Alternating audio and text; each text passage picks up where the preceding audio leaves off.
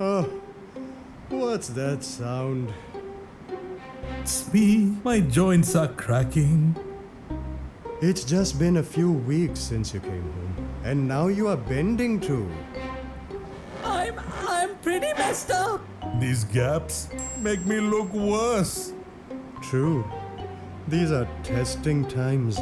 And frankly, this positioning of the fan and light is giving us a headache. Ugh, so many issues. What do I do? Allow me to shed some light.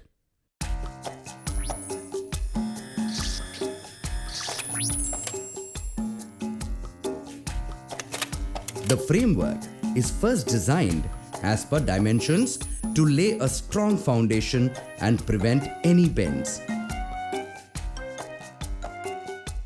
Proper taping with premium materials is carried out to prevent cracks. Branded boards are used with multiple coats of POP to avoid difference in width. Premium channels, boards and accessories like soffit cleats are used to build a strong framework. Getting your false ceiling designed by a skilled professional would prevent design blunders. That's a bright idea.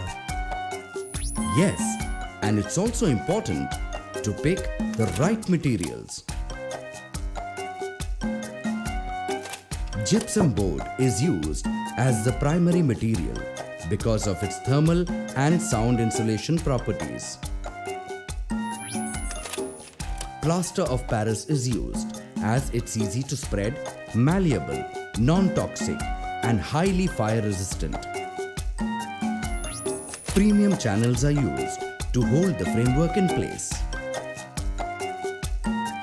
With all that and the right workmanship, you get false ceilings that look beautiful and are extremely sturdy. But who'll do that for us? Of course, Livspace.